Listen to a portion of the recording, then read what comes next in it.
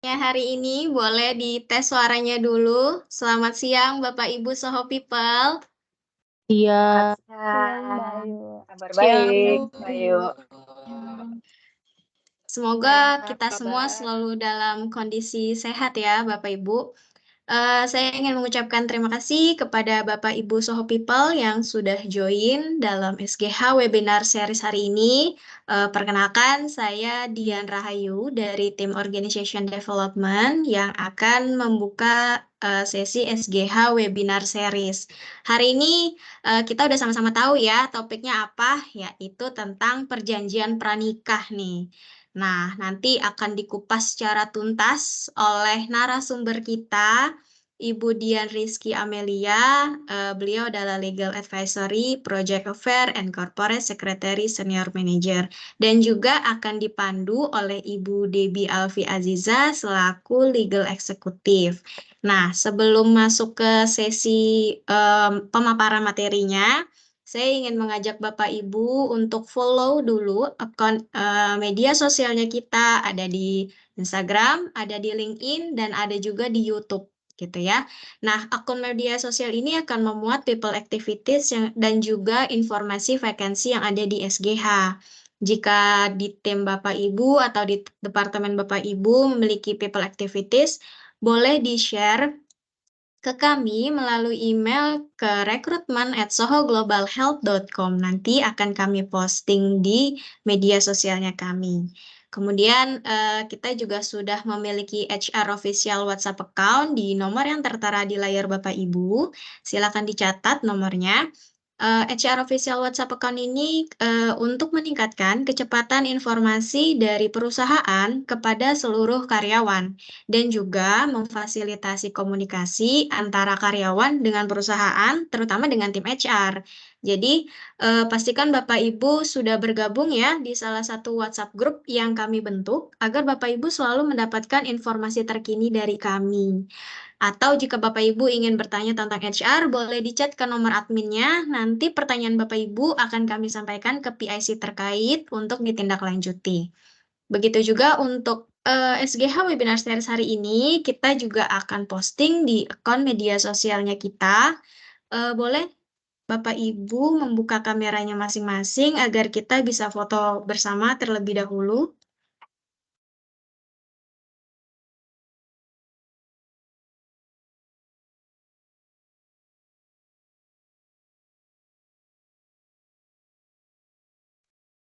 Oke, saya masih tunggu Bapak Ibu yang sedang membuka kameranya.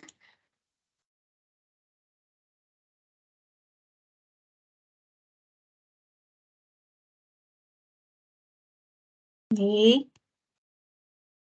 Oke, semakin banyak nih yang buka kameranya. Nanti jangan lupa di-like ya di postingan kita. Oke, saya capture dulu yang pertama ya. 1, 2, 3. Oke, sebentar. Sekali lagi. 1, 2, 3. Oke, terima kasih Bapak Ibu atas kesediaannya. Nantikan kami akan buat konten untuk SGH Webinar Series hari ini. Nah, tanpa berlama-lama waktu lagi, saya ingin mempersilahkan moderator kita pada siang hari ini. Teman-teman pasti udah kenal nih, kayaknya mukanya udah nggak asing lagi, soalnya udah sering dilihat kan ya. Saya ingin mempersilahkan Ibu Debbie Alfi Aziza selaku Legal Eksekutif. Silakan Ibu Debbie, selamat siang Bu Debbie. Siang, hai Mbak Rere, apa kabar? Mbak Ayu, sorry Mbak Ayu dan Mbak Rere, apa kabar? Baik, gimana Mbak Debbie hari ini? Baik ya? Baik, agak deg-degan sih. Oke. Oke, saya persilakan Mbak Debbie untuk memandu SGH Webinar Series. Silakan Mbak Debbie. Siap, oke, terima kasih Mbak Ayu atas kesempatannya. Selamat siang dan salam sejahtera untuk kita semuanya. Soho People ya di sini nyebutnya ya, atau Bapak dan Ibu. Gimana kabarnya? Semoga sehat ya, amin. Senang sekali perkenalkan saya Debbie yang akan memandu sesi webinar pada kesempatan siang kali ini. Di sesi webinar ini kami akan membahas mengenai perjanjian pranikah, perlindungan hukum atau perlindungan harta. Nah, berbicara tentang perjanjian pranikah atau prenuptial agreement ini mungkin ada Bapak dan Ibu di sini yang masih belum tahu apa itu sebenarnya perjanjian pranikah. Atau malah mungkin ada yang sudah familiar ya terkait dengan perjanjian pranikah. Perjanjian ini tuh memang masih dianggap tabu. Namun hal ini bisa dikarenakan karena masih banyak nih yang belum tahu apa sih tujuannya, terus kontranya, alurnya, prosesnya, terus akibat dari dibuat sama ditandatanganinya perjanjian ini. Nah, so people yang masih belum memahami lebih jauh mengenai prenuptial agreement atau perjanjian perkawinan atau perjanjian pranikah, pada kesempatan kali ini itu semua akan dibahas oleh narasumber kita yang sudah hadir pada siang hari ini. Beliau adalah Ibu Dian Rizky Amelia, selaku Legal Advisory, Project Affairs, and Corporate Secretary Senior Manager. Sebelum itu mungkin bisa ditampilkan CV-nya atau beliau merupakan lulusan dari Universitas Indonesia, sarjana hukum lulusan dari Universitas Indonesia pada tahun 2009. Beliau bergabung dengan Soho pada Januari 2014 hingga saat ini, dan beliau telah menerima banyak honor and awards ya yang Bapak dan Ibu bisa lihat di layar laptop masing-masing, dan kemudian juga banyak pengalaman beliau telah pernah menjadi pembicara di beberapa kesempatan. Oke, langsung saja kita sambut yang meriah Ibu Dian Rizky Amelia. Hai Ibu Dian.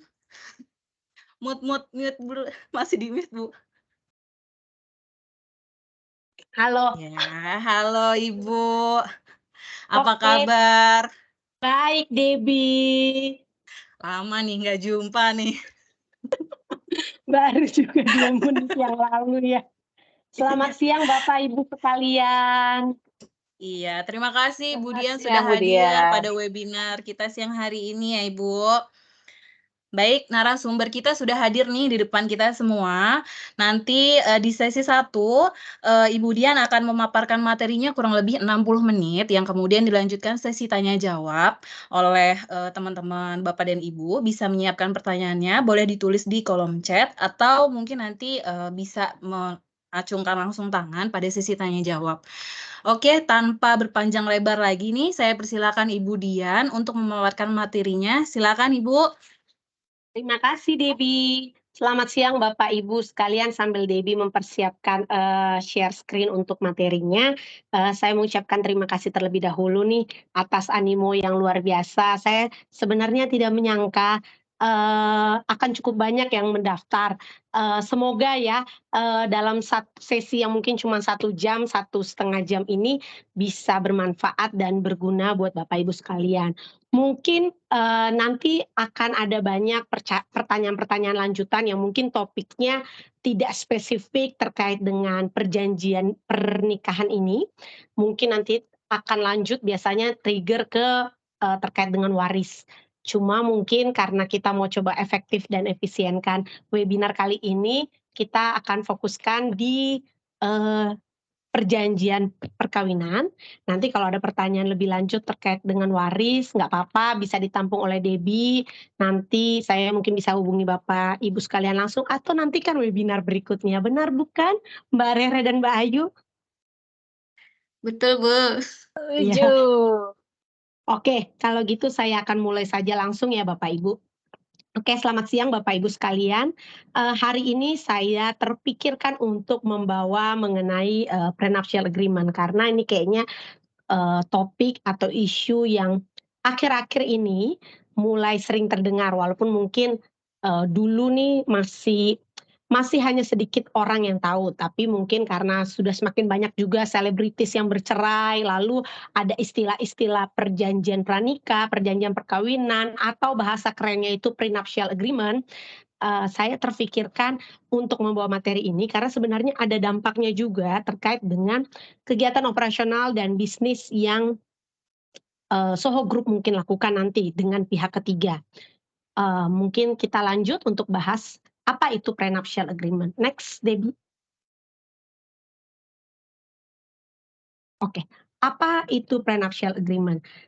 Eee, di luar ini sudah sesuatu yang biasa, tapi, di Indonesia itu baru 5 5 tahun terakhir lah, mulai banyak orang yang menyadari pentingnya perjanjian, pernikahan atau prenuptial agreement ini. Walaupun sebenarnya 20 tahun, 25 tahun yang lalu, sudah ada beberapa orang, tapi memang kebanyakan adalah kalangan menengah atas. Nah, kalau kita lihat mungkin kita ingat ada seorang lawyer kondang yang mengusung-usung bahwa dia walaupun suka, eee, main mata dengan perempuan, sering foto-foto sama perempuan seksi, tapi dia cinta sekali sama istrinya dan dia, mendaftarkan semua aset, properti yang dimilikinya atas nama istrinya gitu. Apakah berarti bahwa benar demikian seperti lawyer tersebut bilang bahwa semua aset itu dia berikan atas nama istri karena cintanya, jadi dia nggak dapat apa-apa? Apakah demikian? Belum tentu, karena kalau kita melihat di undang-undang perkawinan Bapak Ibu sekalian, bahwa sebenarnya ketika Bapak Ibu menikah, sejak dari titik pernikahan, hari hari indahnya Bapak Ibu tersebut, sejak saat itu nggak cuma suami dan istri yang menjadi satu, tapi segala harta benda yang diperoleh sejak hari itu, sampai maut memisahkan atau sampai orang lain memisahkan, amit-amit ya, itu adalah menjadi harta bersama.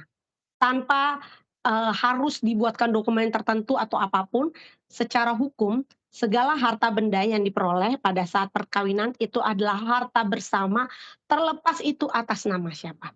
Mau mobilnya atas nama suami, mau mobilnya atas nama anak, mau mobilnya atas nama istri, saya dikasih 20 apartemen atas nama saya pun, itu adalah harta bersama.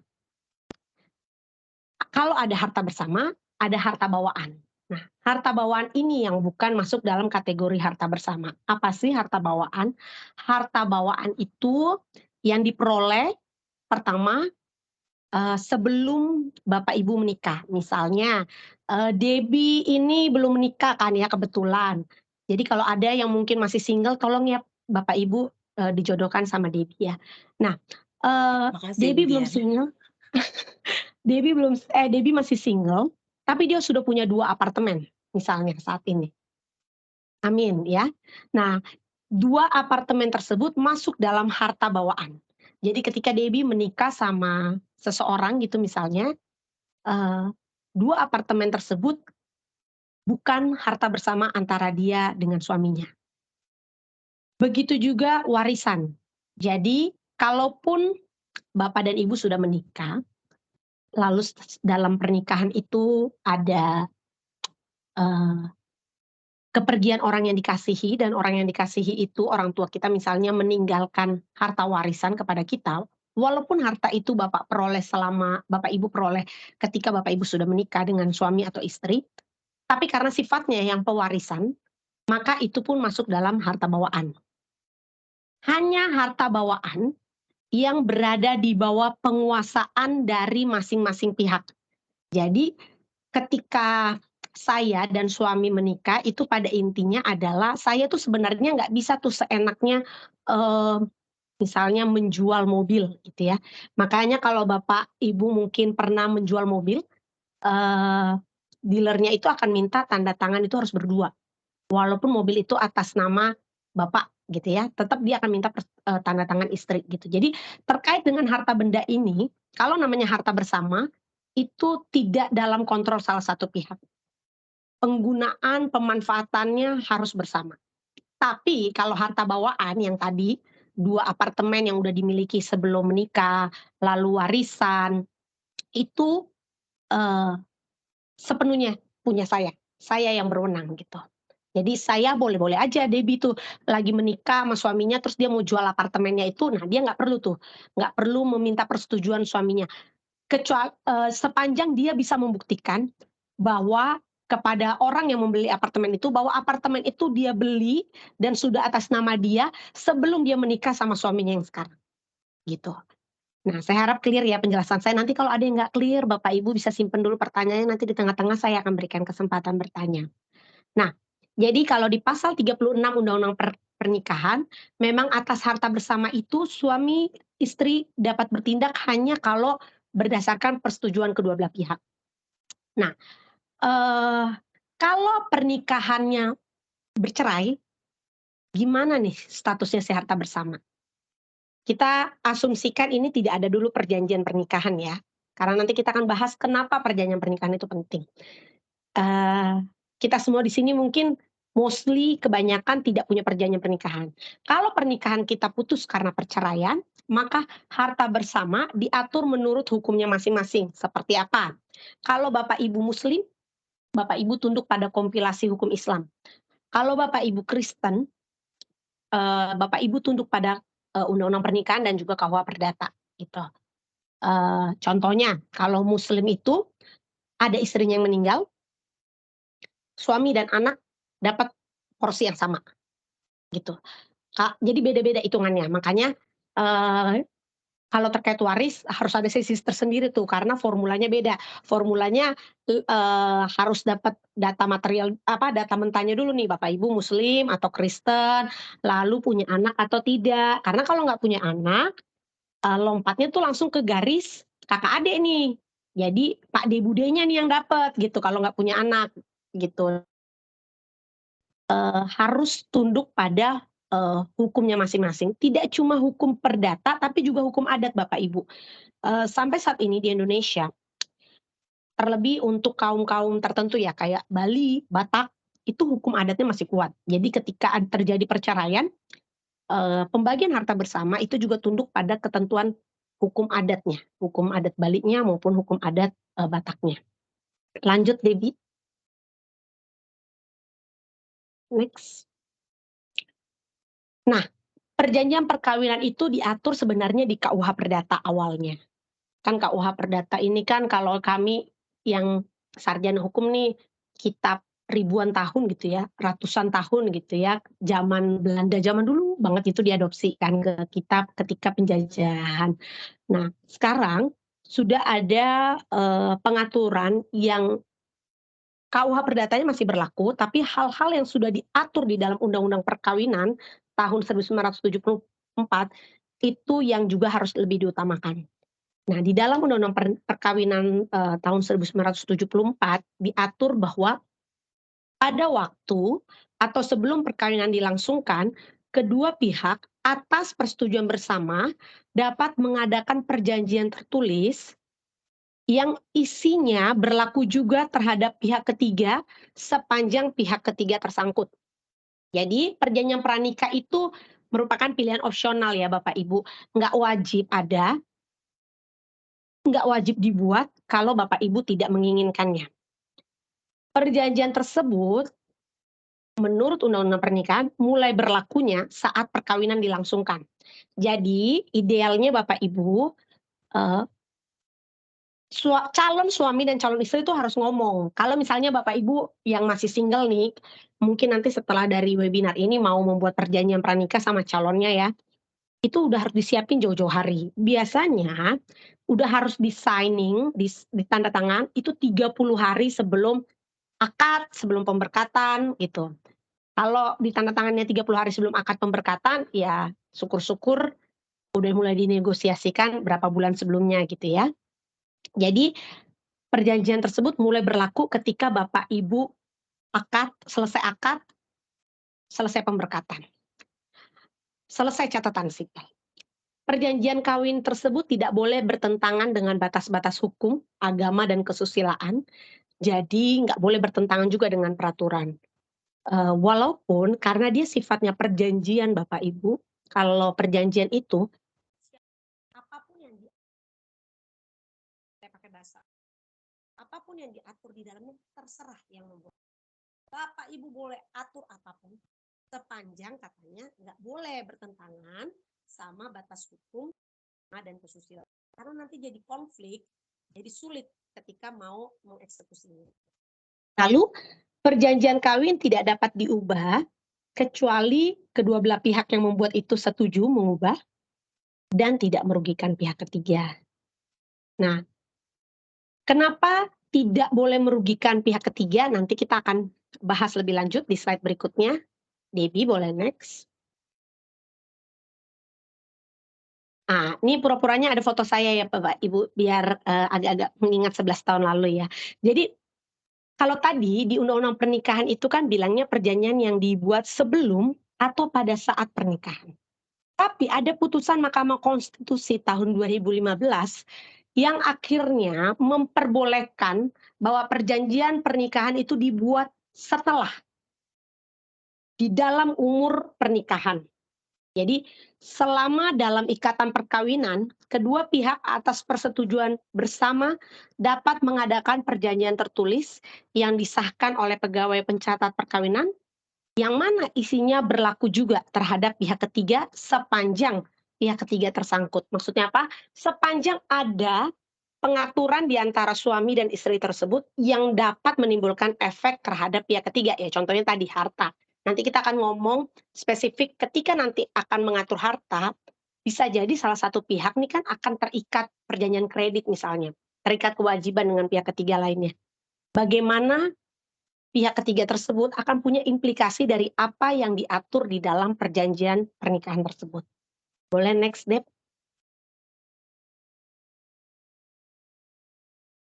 Pecah, oke. Kapan Bapak Ibu merasa perlu prenuptial agreement? Kalau kira-kira nih Bapak Ibu begitu melihat slide saya nih kayaknya saya memenuhi salah satu kriteria ini, mungkin boleh coba tolong dipikirkan untuk membuat prenuptial agreement. Karena buat yang udah menikah belum terlambat juga, karena kan balik lagi tadi bahwa perjanjian pernikahan itu sejak tahun 2015 sudah boleh dibuat selama masih ketika pasangan sudah menikah sepanjang keduanya setuju. Yang pertama, kalau salah satu pihak nih punya harta kekayaan yang lebih besar, misalnya anak konglomerat gitu ya, anak konglomerat disarankan buat prenuptial agreement. Kenapa?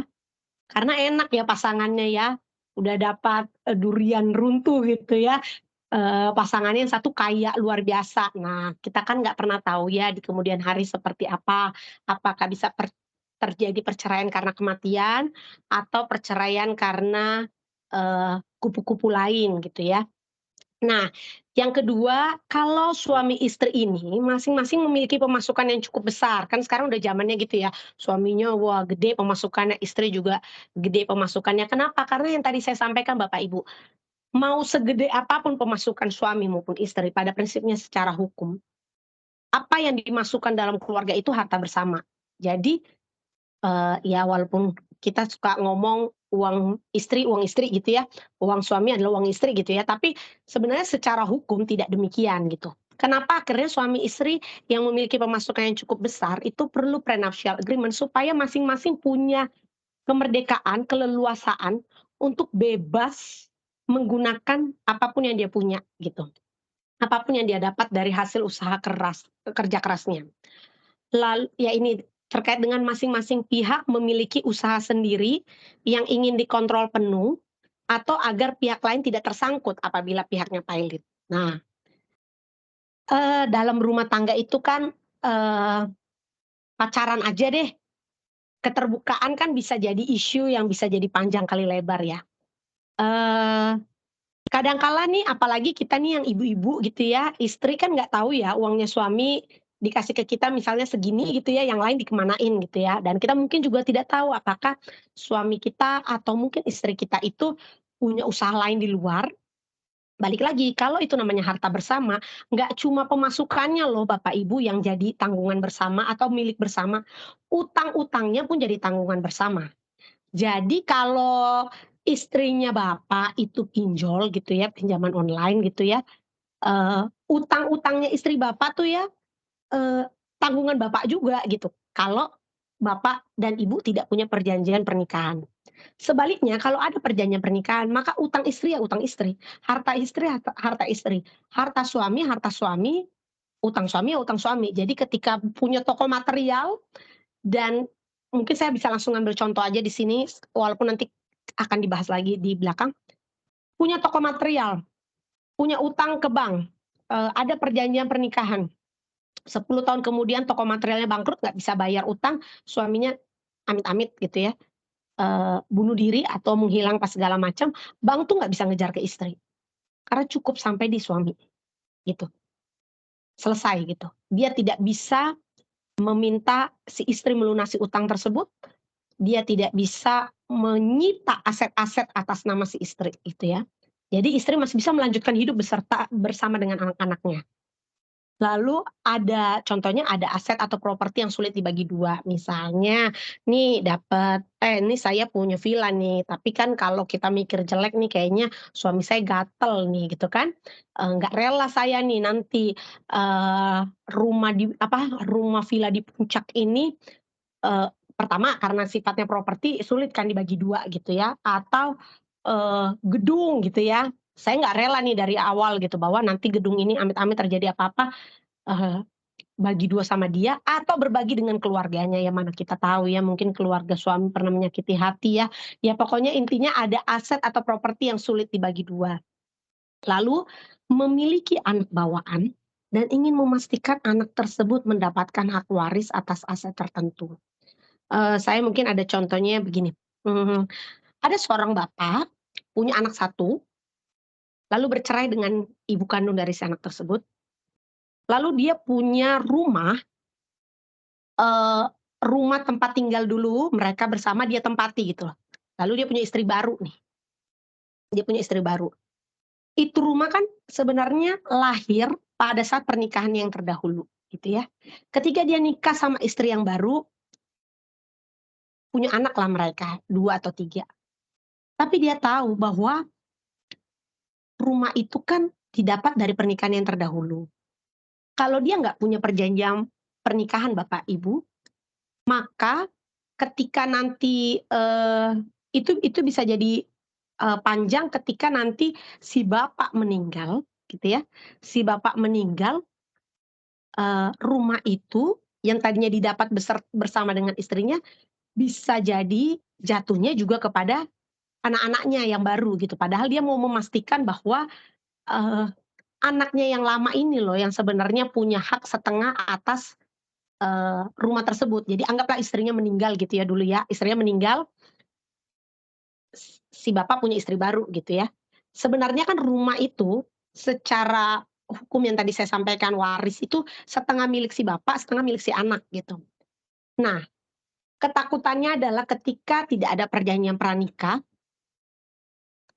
dengan istri yang baru, itu rumah nanti disengketakan gitu. Sedangkan dia mau dari awal, ya itu kan rumah saya dapat dari istri saya almarhumah. Jadi rumah itu dia pengen akan nanti 100% kalau dia meninggal, ya si anaknya yang lama jangan sampai nggak dapat atau dapatnya jadi cuma sepertiga karena harus berbagi dengan saudara tirinya yang lain gitu. Nah, lalu menikah dengan WNA. Jadi kalau Bapak Ibu yang masih single, mau menikah dengan warga negara asing, kita tahu warga negara asing itu kan tidak bisa punya hak milik atas properti yang ada di Indonesia. Eee, kalau Bapak Ibu tidak punya perjanjian pernikahan, ketika menikah sama bule gitu ya, ketika menikah sama orang Korea gitu, Eee, ketika Bapak Bapak, Ibu sudah kerja keras, mau beli properti, Bapak, Ibu itu nggak boleh punya hak milik loh atas tanah atau apartemen itu. Kenapa? Karena Bapak, Ibu sudah menikah nih, sedang menikah dalam perkawinan campuran yang terikat sama harta bersama.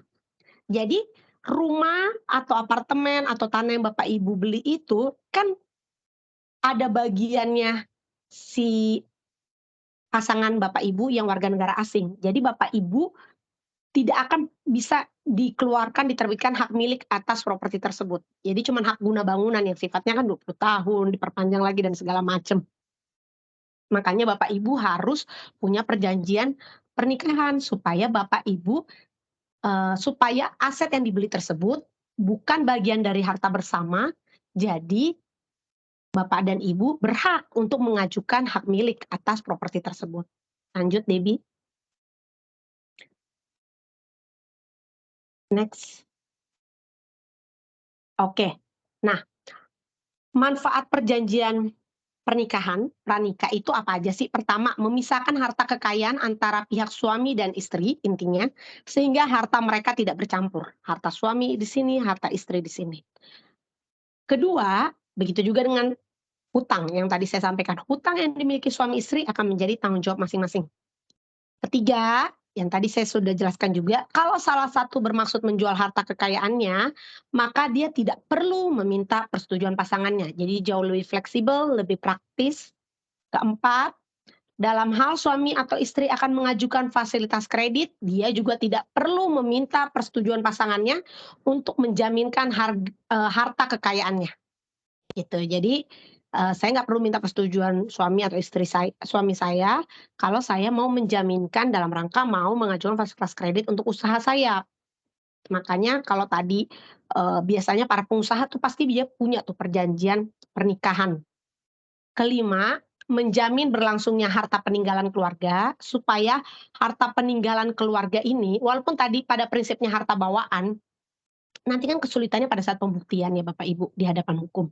Makanya kalau ada perjanjian pernikahan itu lebih enak, lebih clear, straightforward. Dispesifikkan ini harta bawaan, ini harta bersama gitu. Per tanggal berapa, perolehan-perolehan per tanggal berapa yang jadi harta bersama atau mana aja aset-aset yang dianggap sebagai harta masing-masing gitu. Lalu keenam, ya misalnya contohnya ya menjamin berlangsungnya harta peninggalan keluarga ya misalnya ada dititipin perhiasan gitu kan sama siapa, sama orang tua, entar dibilang suami didapatnya pas pernikahan, dia minta juga haknya gitu kan atas perhiasan tersebut. Nah itu kan yang sulit ya membuktikan bahwa itu warisan dari ibu saya bukan saya dapat dari suami saya gitu. Lalu yang keenam, melindungi kepentingan pihak istri apabila si suami ini melakukan poligami. Kan banyak nih ya kejadian ya, nikah dulu dia ya sebelum minta persetujuan gitu kan. Nah, jadi kalau mau macem-macem, tanggung sendiri gitu akibatnya. Jadi kan diatur ya di dalam perjanjian pernikahan, bahkan perjanjian pernikahan sekarang itu sudah bisa menspesify detail Bapak Ibu. Kalau poligami suami saya apa yang terjadi? Kita tulisin aja semua di situ. Kalau dia selingkuh apa yang terjadi? Misalnya, jika suami saya ditemukan selingkuh maka seluruh harta yang diperoleh bla bla bla akan menjadi milik saya gitu. Jadi kan besok-besok dia mikir ya kalau mau selingkuh gitu kan. Lalu yang ketujuh menghindari motivasi perkawinan yang tidak sehat yang tadi tuh. Kalau yang satu anak konglomerat kan ntar dikasih racun dikit-dikit kan supaya habis itu jadi harta bersama bisa dikuasai semua hartanya. Nah, sebenarnya menghindari hal-hal yang kita bukannya dalam sisi mau berpikir buruk akan pasangan kita. Kita juga mau pernikahan itu biarlah kematian yang memisahkan. Tapi kita tidak bisa mengontrol apa yang akan terjadi di ke depan.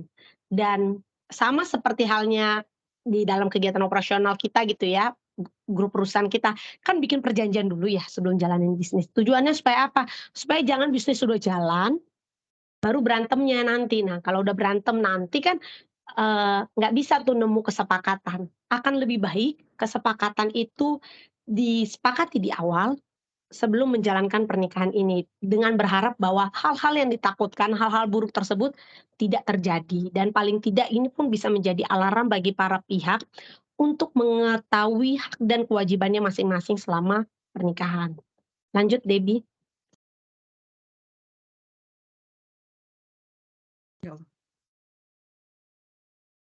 Oke. Nah, isi perjanjian pernikahan ini apa aja sih? Yang tadi saya sempat sampaikan juga. Jadi, dia mengatur harta bawaan yang mana, baik itu harta yang diperoleh dari usaha masing-masing, maupun dari hibah atau warisan. Jadi, dalam perjanjian pernikahan Bapak Ibu bisa menegaskan mana ya daftar harta bawaan. 1 kalung set begini-begini, mobil, Toyota Fortuner nomor segini-segini itu harta bawaan istri misalnya ya. Lalu rumah ini harta bawaan. Jadi clear mana harta bawaan, mana harta bersama. Bahkan di dalam perjanjian pernikahan kalau mungkin Bapak Ibu cinta sekali gitu ya, sama pasangan bisa mengubah status harta bawaan juga menjadi harta bersama. Karena ini kan perjanjian ya Bapak Ibu. Kalau konsepnya perjanjian itu adalah sepanjang para pihak menginginkan sesuatu, para pihak bebas menyepakati apapun, sepanjang itu tidak bertentangan dengan hukum, peraturan perundang-undangan, norma kesusilaan. dan ketertiban umum. Kedua, konsep prinsip dasar perjanjian adalah perjanjian itu, perjanjian yang sah ya, berlaku sebagai undang-undang bagi para pihak yang membuatnya. Jadi bagi para pihak suami dan istri, perjanjian pernikahan itu undang-undang yang mengikat secara hukum yang harus ditegakkan dan dipatuhi. Jadi di dalam perjanjian bahkan Bapak Ibu saking cintanya bisa nih, saya punya harta bawaan, punya harta warisan dari orang tua saya, itu saya akui menjadi harta bersama. Gitu. Jadi bukan harta saya sendiri. Jadi jikalau saya pun mati, maka harta itu, istri saya berhak menerima bagian itu gitu misalnya. Karena kalau tidak diatur demikian, meninggal dia, itu harta bawaan bukan ke istri, ke anak atau ke keluarga samping tuh, karena dia Kakak sifatnya adik. harta bawaan, dia ada berada di dalam keluarga, keluarga si yang memiliki, si pemilik hak gitu. Jadi, tidak akan keluar dari lingkup keluarga itu. Jadi either Bukan kakaknya, pengurus either gitu. adiknya Nice. gitu. Orang tua Lalu dulu. lalu yang kedua, mengatur semua hutang dan piutang yang dibawa oleh suami atau istri dalam perkawinan mereka. Diatur bahwa kita kan nggak tahu ya pasangan kita ini pas menikah punya utang seperti apa, yang mungkin juga belum di-disclose ke kita daripada nanti berantem, gara-gara berantem jadi cerai kan sayang ya. Jadi bisa diatur bahwa segala hutang, piutang, hutang yang timbul sebelum tanggal ini gitu ya, sebelum tanggal pernikahan itu jadi tanggung jawab masing-masing pihak, itu bisa. Gitu, atau jadi tanggung jawab keduanya dengan pembatasan tertentu. Jika lebih dari 50 juta ya pokoknya itu tanggung jawab si suami lah gitu, itu bisa, apapun bisa diatur disepakati Bapak Ibu. Ketiga, hak dan kewenangan istri untuk mengurus harta pribadinya, menikmati hasilnya, serta pendapatan dari pekerjaan sendiri. Jadi, misalnya seperti saya nggak perlu dikit-dikit minta bantuan tanda tangan suami saya, tiap kali saya mau jual mobil saya, misalnya saya mau jual, rumah saya atau villa saya, ya ampun semoga ada ya. Nah, jadi saya nggak perlu meminta persetujuan Nih. atau pengalihan kuasa dari suami gitu. Lanjut.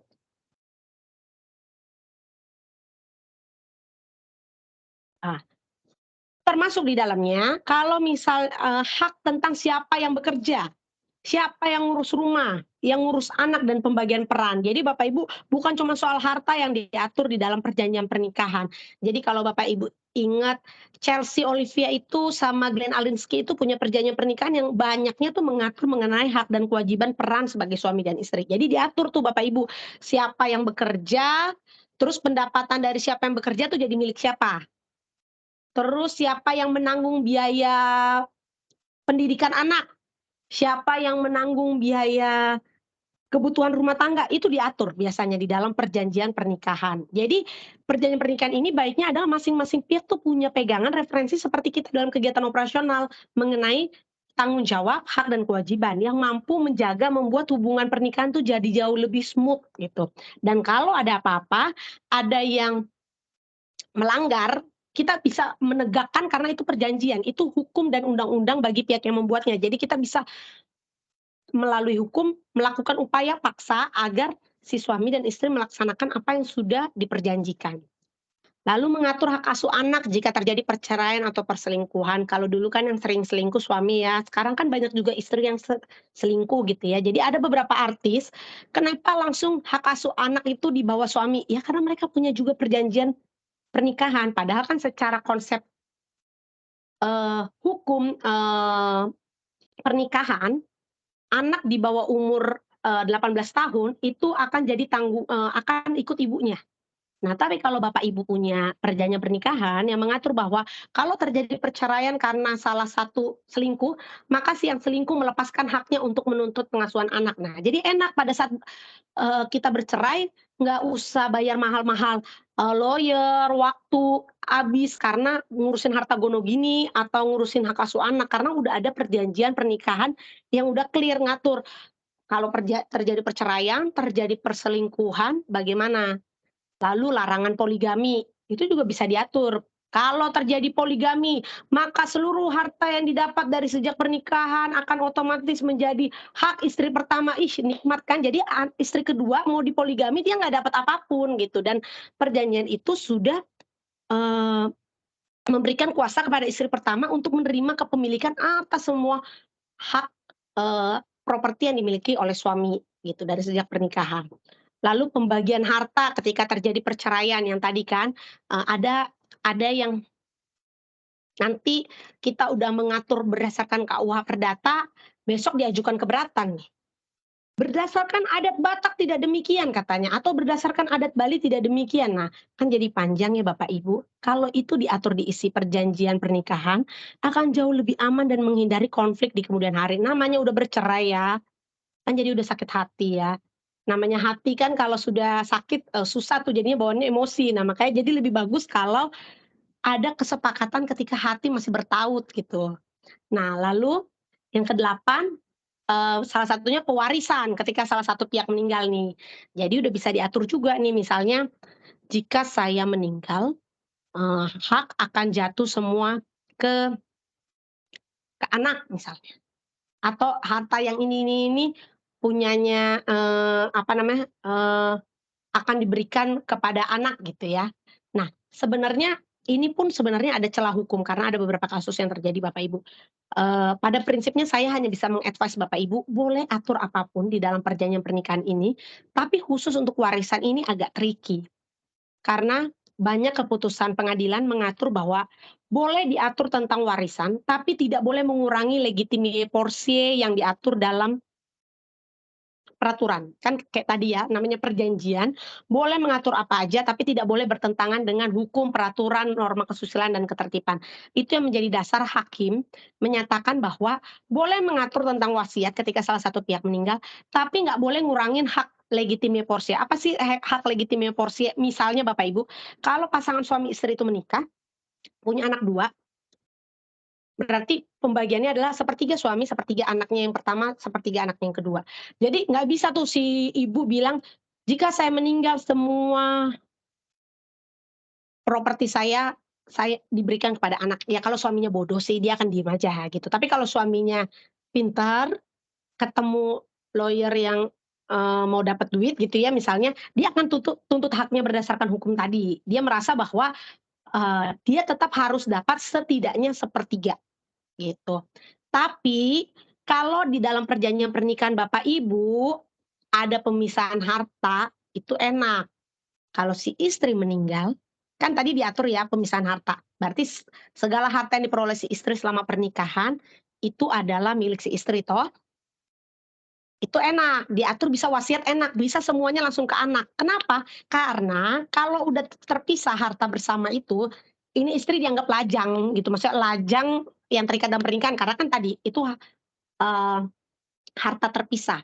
Harta saya, tanggung jawab saya, eee, milik kendali saya sepenuhnya, terserah saya mau ngasih ke siapa. Nah itu boleh Bapak Ibu.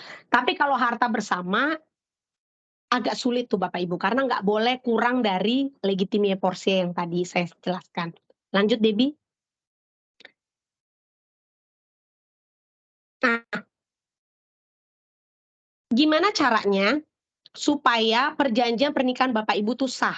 Yang pertama, harus ada keterbukaan, harus ada kejujuran nih. Mana-mana aja nih properti yang kita miliki. Kamu dapat warisan apa aja dari orang tua kamu. Jadi supaya dijelaskan semua clear cut di dalam perjanjian tersebut. Kedua, kerelaan, bebas dari paksaan. Makanya Bapak Ibu, buatlah ketika masih saling mencintai gitu ya, supaya nggak dalam tekanan, takutnya yang satu lagi dalam sakit gitu ya, terus dipaksa. Nah, tapi sebenarnya Bapak Ibu ada yang menarik di kasus kerelaan atau bebas dari paksaan ini ya. Karena sifat perjanjian itu kan tadi saya sampaikan ada kesepakatan, itu adalah unsur paling penting. Kesepakatan itu harus bersih Bapak Ibu. Kalau ada unsur penipuan, tadi tuh akibat tidak ada keterbukaan, ada unsur penipuan, ditipu nih istrinya nih, atau ada unsur paksaan, itu unsur sepakatnya itu cacat Bapak Ibu. Kalau unsur kesepakatannya itu cacat, maka perjanjian itu bisa dimintakan pembatalan oleh salah satu pihak. "Saya lagi sakit, saya disuruh tanda tangan," gitu.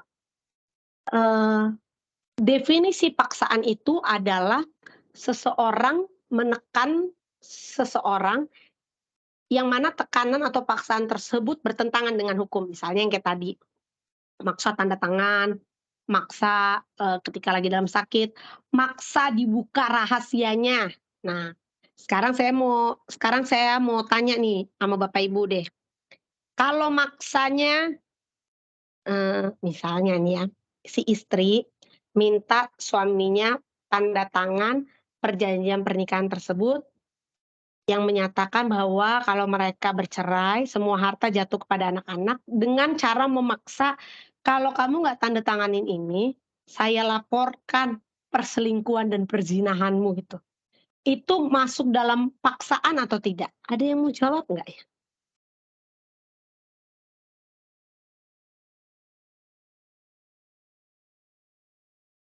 Ada yang jawab nggak deh? Siapa nih kira-kira ya yang acung tangan? Nggak kelihatan sih, Bu. Mungkin agak malu-malu kali ini ya. Malu kali ya? Heeh. Kalau misalnya tadi saya bilang unsur paksaan itu baru terjadi kalau ada tekanan, yang mana tekanan itu bertentangan dengan peraturan perundang-undangan. Kalau istri ngancem suami, "Kalau kamu nggak tanda tanganin ini, saya laporkan perselingkuhan, perzinahan yang kamu lakukan," itu tidak masuk dalam paksaan, Bapak Ibu. Karena itu tidak bertentangan dengan undang-undang. Itu bagian dari negosiasi, gitu ya.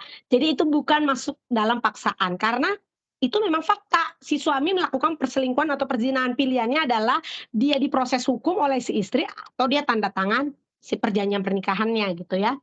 Jadi paksaan di sini adalah, paksaan yang sifatnya bertentangan dengan hukum. Lalu ketiga, objektif. Kalau bisa Bapak Ibu ketika buat perjanjian ini, mintalah pendapat ahli, eee, konsultan hukum, notaris yang netral. Jangan minta misalnya mertua gitu ya, atau orang tua, nanti dipengaruhin itu, jadi udah nggak objektif. Dan jangan juga kalau bisa buatnya tuh, kalau misalnya Bapak Ibu sudah mulai merasa subjektif, diam. Diam dulu gitu, maksudnya jangan lanjutkan perjanjian ini, karena perjanjian ini akan penting sampai ke depan nanti. Karena kan kalau mau diubah harus persetujuan lagi pasangan yang lain, siapa tahu pasangan berubah di kemudian hari kan, sifatnya apa segala macam. Jangan juga ketika lagi cinta banget gitu kan, ketika lagi jatuh cinta kan semuanya indah ya Bapak Ibu, dengan luar biasanya lah, "Semua yang saya dapatkan, saya rela akan menjadi harta milikmu kalau terjadi apa-apa sama kita," gitu kan. Jadi berusaha, membuat perjanjian ini ketika kita sedang dalam pemikiran yang tenang. Lalu keempat, ini proses formalitas yang sering kali diabaikan oleh para pihak. Perjanjian itu harus dibentuk dalam bentuk akta notaris. Setelah itu, Bapak Ibu harus setelah akadnya terjadi ya, maksudnya akta notarisnya ditandatangani dan selesai, harus dicatatkan ke KUA bagi yang beragama Islam atau ke Dukcapil, Kependudukan dan Catatan Sipil bagi yang beragama non-Muslim, tempat di mana Bapak dan Ibu menikah. Ya, jadi harus diingat baik-baik. Kenapa harus didaftarkan? Supaya unsur publisitas dari perjanjian ini terpenuhi. Kalau tidak didaftarkan, maka perjanjian ini hanya mengikat bapak dan ibu, suami dan istri, tapi tidak mengikat pihak ketiga. Nanti kita akan ada contoh kasus akibat ini. Jadi kalau tidak didaftarkan, tidak akan mengikat bagi pihak ketiga. Lanjut, Dep. Ya nah ini contohnya didaftarin ya Bapak Ibu, jadi ini akta, setelah itu nanti di bawahnya akan dicap, pada hari ini telah didaftarkan dan dicatat dalam buku akta nikah register nomor KUA, kecamatan, berarti dia pasti muslim nih. Nah, jadi dia punya perjanjian kawin, ini sudah dibuatkan akta notaris dan sudah didaftarkan dan dicatat. Baru dia bisa mengikat pihak ketiga. Jadi kalau ada pihak ketiga nih, yang mau punya hubungan transaksi kredit, pinjam-meminjam, penjaminan aset dan lain sebagainya, terus si suami atau istri ini bilang, "Tenang aja, nggak perlu minta persetujuan istri gue udah punya perjanjian pisah harta kok," biasanya gitu bahasanya ya, perjanjian kawin kok sama istri gue. Nah nanti tinggal dicek, karena itu dia tadi ada aspek publisitas yang Bapak Ibu bisa punya akses untuk melihat apakah benar dan apa isi dari perjanjian ini, jangan sampai merugikan Bapak Ibu sebelum Bapak Ibu memberikan pinjaman kepada dia. Nah kalau Bapak Ibu nggak mau repot, udah nggak usah dipercaya, Bapak Ibu tetap minta persetujuan istri.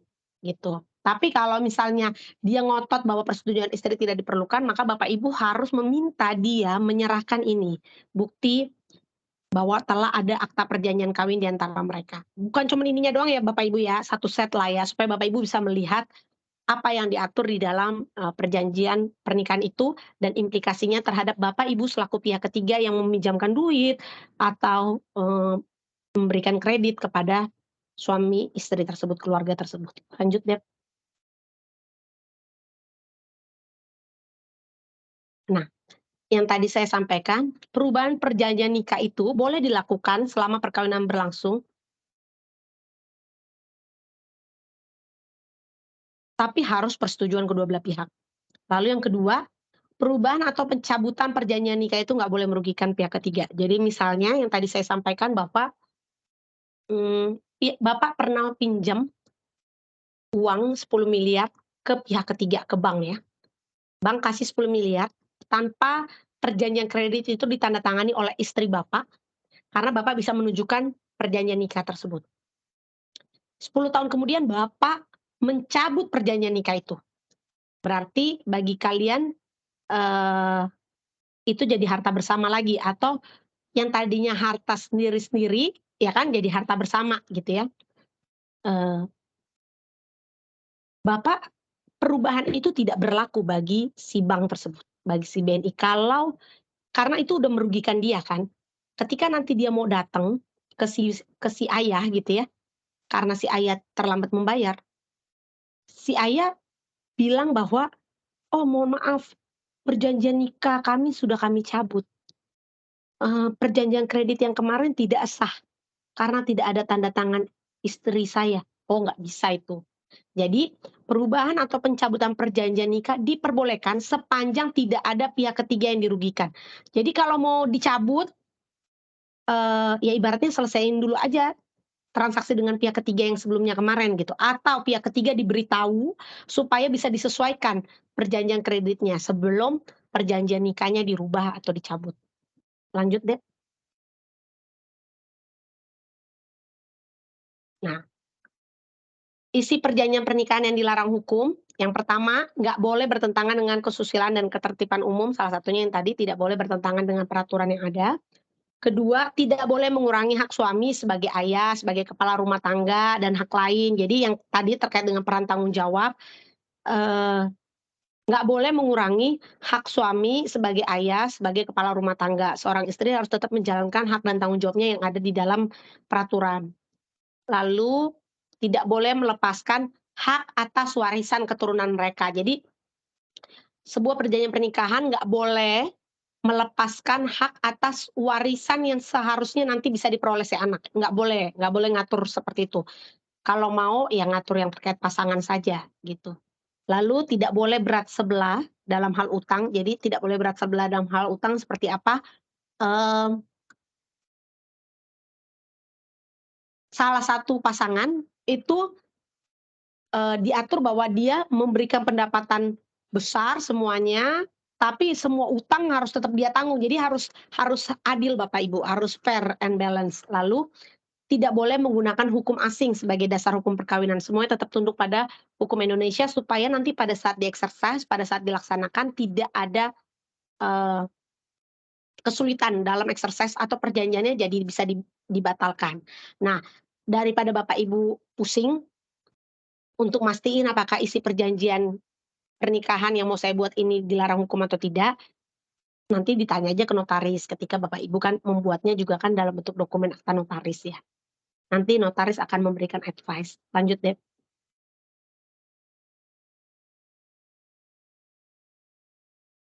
Udah, studi kasus ya? Oh, nah ini pros and cons-nya dari perjanjian pernikahan. Yang pertama, menghindari pemanfaatan atau penggunaan harta dengan sewenang-wenang oleh salah satu pasangan. Kita kan nggak tahu ya, people change, pasangan kita berubah, cinta itu juga bisa berubah gitu. Nah, jadi menghindari pemanfaatan atau penggunaan harta dengan sewenang-wenang oleh salah satu pasangan. Sibuklah suaminya main judi kan, pusinglah nanti kan istrinya kan yang, harus kena batunya. Nah, itu bisa dihindari dengan adanya perjanjian pernikahan ini, sehingga masing-masing pihak bisa belajar saling respect gitu. Lalu yang kedua, menghindari penyitaan. terhadap pihak yang tidak berhutang saat terdapat kondisi bangkrut. Ini cerita kayak tadi toko material. Jadi si ibu, si istri dan anak-anak bisa melanjutkan hidupnya dengan apa yang mereka miliki karena aset mereka tidak tersentuh, karena si bapak dan ibu sudah punya perjanjian pernikahan. Jadi ketika si bapak usahanya bangkrut, keluarga itu nggak hancur, nggak runtuh. Lalu ketiga, melindungi warisan yang ditinggalkan pasangan yang meninggal terlebih dahulu. Nah, ini juga nih, supaya kalau ada pasangan kita yang meninggal, ada warisan yang dia tinggalkan, kita bisa jaga untuk memastikan yang tadi tuh cerita tentang si bapak nikah lagi sama si ibu baru gitu ya, supaya memastikan bahwa si anak dari pernikahan yang terdahulu bisa tuh tetap punya hak atas rumah yang dulu ditempati oleh ibu almarhumahnya yang sudah meninggal, tanpa, diganggu gugat atau diambil haknya oleh keluarga ayah yang baru. Nah, cons-nya, ya mungkin calon pasangan kita berpikir, kita udah mau bercerai gitu ya, nggak mau rugi, tidak percaya. Nah, memang cons-nya adalah meyakinkan pasangan untuk menikah atau membuat perjanjian nikah ini bahwa sebenarnya ini buat, eee pemanfaatan yang baik bagi kedua belah pihak di kemudian hari. Lanjut deh, studi kasus ya. Oke, saya akan cerita studi kasus. Yang pertama, Susanto Lim, bos grup Domba Mas, itu meninggal dunia dan saat itu anak usahanya Batanghari Sawit, ini beneran ya Bapak Ibu ya, masih punya utang senilai 37 juta US dollar kepada Pacific Harbor Advisors Private Limited, terus kepada Lim Asia Multi Strategy Fund Incorporation dan Credit Suisse. Si Susanto selaku bos pada saat itu bertindak sebagai penjamin perorangan atau personal garanti. Mungkin biar Bapak Ibu paham. Jadi intinya kalau si perusahaannya itu tidak bisa bayar, dia selaku direktur itu menjaminkan dirinya dan kekayaan pribadinya dan aset pribadinya untuk membayarkan utang yang tidak bisa dibayarkan oleh perusahaannya tersebut. Nah, personal garanti itu kan bentuknya surat ya Bapak Ibu, jaminan perorangan. Jadi kan ini mungkin terkait dengan grup ya, SOHO. Jadi gini Bapak Ibu, pada prinsipnya kenapa orang itu bikin PT, karena kalau kita punya transaksi dengan PT tersebut, kalau kita punya hutang sama PT tersebut, kita tuh nggak bisa Bapak Ibu menuntut aset, harta-harta dari si direkturnya, dari si pemegang sahamnya, nggak bisa, namanya juga perseroan terbatas. Jadi yang bisa kita tuntut terbatas pada aset dengan atas nama PT tersebut, kecuali ada si jaminan perorangan tadi. Makanya kalau kita lihat nih misalnya di PPG, ada tuh prinsipal yang mungkin bisa kabur dengan alasan ya udah dipilotkan aja perusahaannya. Terus ternyata mobil, tanah, aset selama ini adalah atas nama si pemegang saham. Nah, kita nih selaku kreditur nggak bisa Bapak Ibu ngambil aset-aset dan mobil-mobil atas nama si pemegang saham tersebut. Yang bisa kita ambil itu hanya atas nama si PT.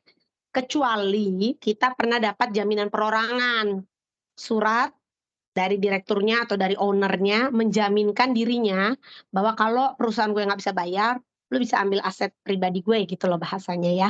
Jadi, pada saat itu si Pak Susanto ini ngasih nih surat itu, personal garanti dengan tanda tangan istrinya. Nah, setelah kematian suaminya, istrinya dong yang dianggap harus bertanggung jawab atas utang-utang sang suami. Istrinya keberatan karena dia tidak tahu tentang isi persetujuan istri yang pernah ditandatangani. Jadi kayaknya si suaminya malsuin atau bagaimana gitu ya. Di sisi lain, dia malah bilang, kami punya perjanjian pisah harta. Jadi istrinya nggak mau tanggung jawab.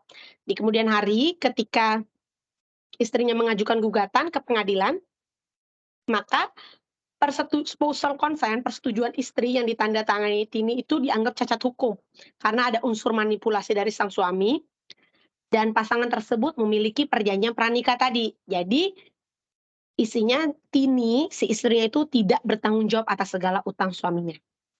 Bayangkan kalau tadinya tidak ada perjanjian pernikahan itu, maka dipastikan istrinya dan anak-anaknya itu harus tanggung jawab atas utang senilai 37 juta US dollar tersebut gitu. Lanjut deh. Nah, ini juga ceritanya, ada almarhum Suhendro Halim, dia menikah dengan Nyonya Ratnaria Chandrasa.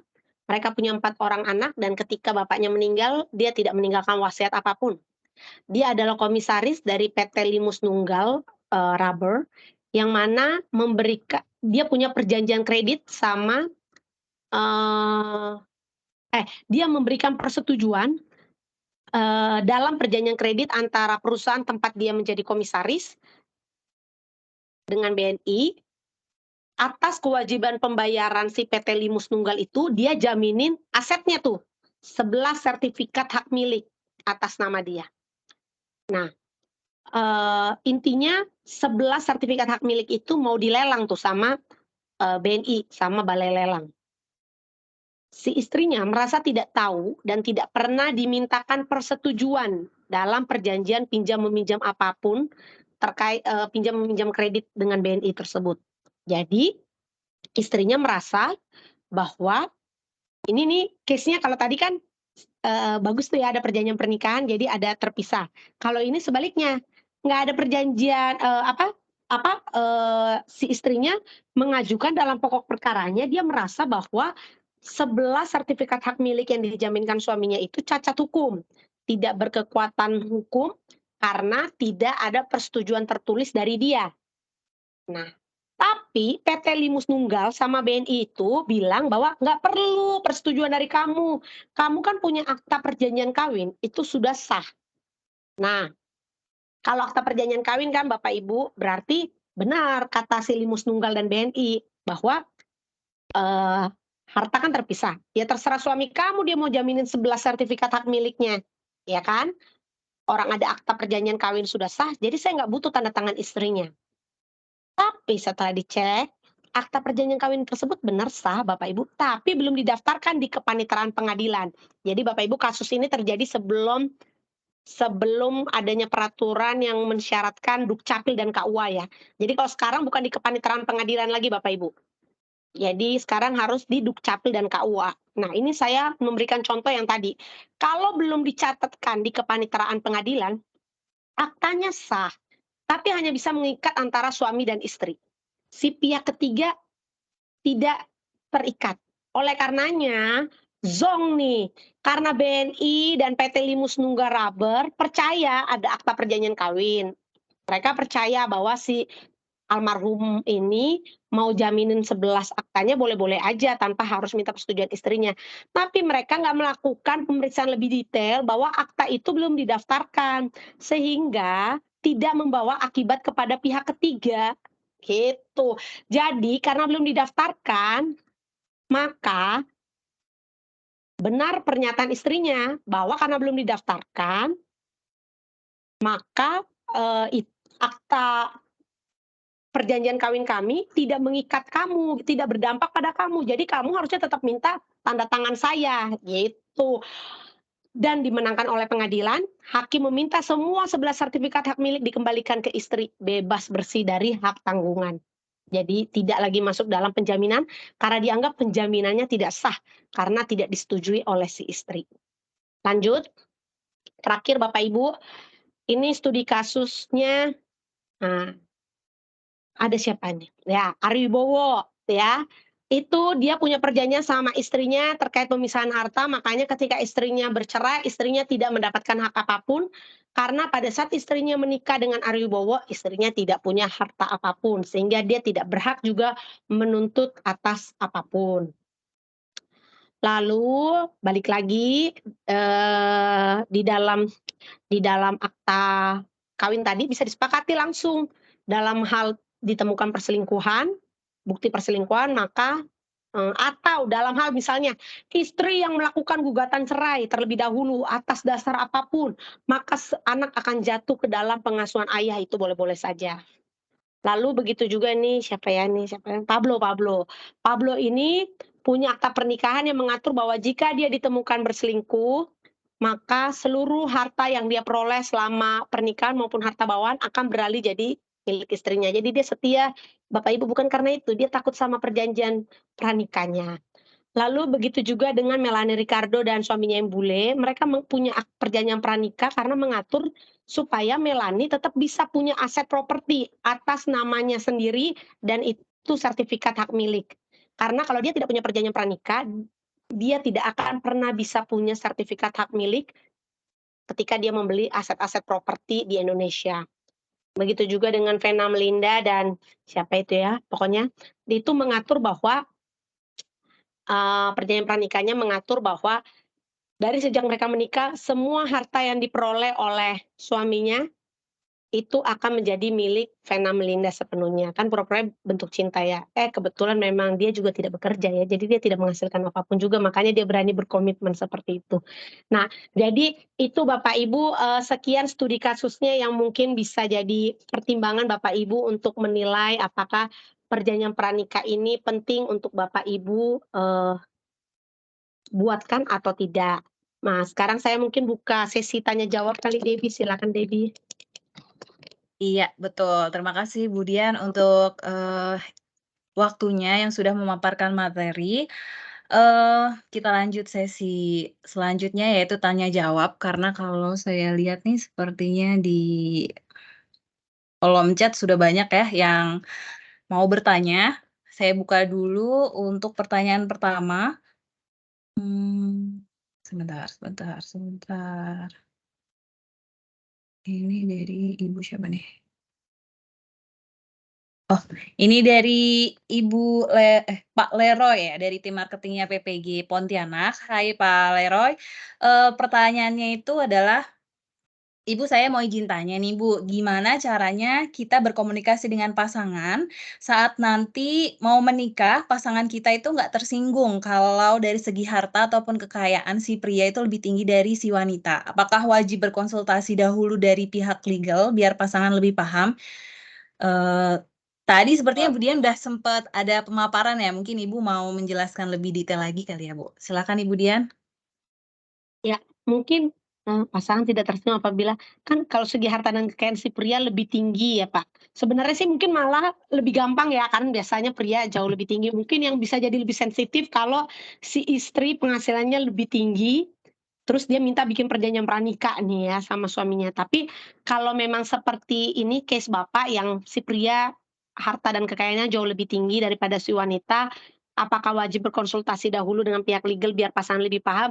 Ya memang benar Pak, kadang kala kan ya, kalau pasangan kita yang mungkin share cerita, eee, jadi ada banyak unsur tidak percaya, curiga, apa sih maksud dibalik semua itu gitu kan. Tapi kalau misalnya notaris yang menjelaskan, atau kayak saya lawyer menjelaskan hal-hal buruk yang bisa terjadi, ya pasti si istri akan merasa paham juga ya. Mungkin kayak dari saya berpikirnya adalah, ya tadi ketika si suami punya harta dan kekayaan yang jauh lebih tinggi, lalu dia bermain saham misalnya, atau dia bermain usaha, atau dia, bisnis, bikin pabrik dan segala macam, and then bangkrut kayak kemarin kejadian Covid.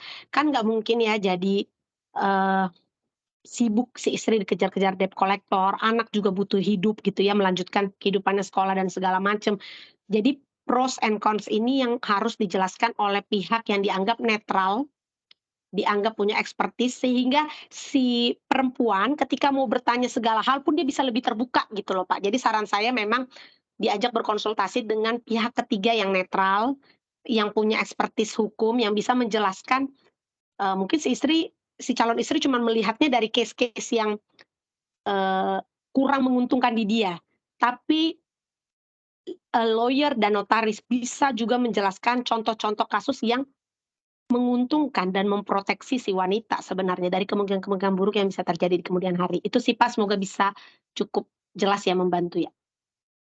Iya, oke. Semoga Pak Leroy udah cukup terjawab ya Pak pertanyaannya. Kita Ya mungkin lanjut nih ya. tambahan Debbie, Oke. mungkin tambahan ya, karena kan pasti studi kasusnya si pasangan sama studi kasus yang udah dihadapin kayak kami ini lawyer, notaris kan jauh lebih banyak ya. Jadi kita benar-benar bisa menunjukkan kasus-kasus real yang terjadi gitu. Iya, betul. Bisa dikasih tahu apa sebenarnya manfaat atau positifnya ya Bu dari adanya prenuptial agreement ya Bu. Oke, selanjutnya nih ada pertanyaan dari Mbak Melina Tansir atau Mbak Melo. Siang Budian mau tanya Bu, jika sudah dicantumkan pemisahan harta dalam perjanjian pisah harta, apakah artinya tidak ada istilah harta gono gini? Gimana Ya, nih Budian? ya. Jadi gini, makanya, salah satu kesulitan ketika perjanjian pernikahan itu baru dibuat sekarang nih, misalnya satu satu rumah tangga baru setelah datang webinar saya nih baru mau bikin perjanjian pernikahan ya, padahal udah 10 tahun menikah. Perjanjian pisah harta tersebut itu harus spesifik per tanggal berapa dan yang seperti apa. Apalagi kalau misalnya dibuatnya dalam pernikahan Bu Melo.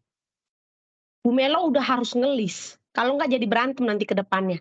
Harus ngelis yang mana yang dianggap hartanya saya. Saya bayangkan misalnya kayak saya bilang rumah yang di jalan ini, mobil yang di jalan ini, seset perhiasan yang dengan foto-foto ini, lalu apalagi tuh, lemari es, meja makan, guci-guci porselen, itu semua harus dispesifikkan yang mana yang mau dianggap hartanya si istri, yang mana mau dianggap hartanya si suami. Nah, kalau misalnya itu semua sudah spesifik, amit-amit terjadi yang tidak diinginkan dan sudah dicatatkan ke dalam ke KUA ataupun Dukcapil dan sudah dinotariatkan juga, dinotarialkan juga, pada saat amit-amit terjadi perceraian, itu yang dibawa ke hakim. Hakim tinggal menerapkan, mengeluarkan keputusan hakim harta gono gini itu berdasarkan si perjanjian nikah itu, gitu Mbak Melo. Semoga cukup clear ya Mbak Melo, kecuali ada keberatan ya bisa aja ya, namanya keberatan kan semua orang, ya kalau nggak kan lawyer-lawyer itu nggak ada kerjanya ya Bapak Ibu ya. Jadi kalaupun ada keberatan ya namanya upaya hukum mas semua orang bisa merasa bahwa, oh tidak itu hak milik saya, tapi si perjanjian itu seperti tadi saya sampaikan itu kan berlaku sebagai undang-undang bagi pihak yang membuatnya. Jadi kalau sudah clear jelas yang diatur dalam perjanjian itu gampang bagi hakim untuk ngetok palu yang mana. Tapi kalau nggak jelas misalnya segala harta-harta yang diperoleh dari sejak menikah menjadi milik bersama. Tapi kalau harta bawaan tidak, terus harta bawaannya nggak dispesify.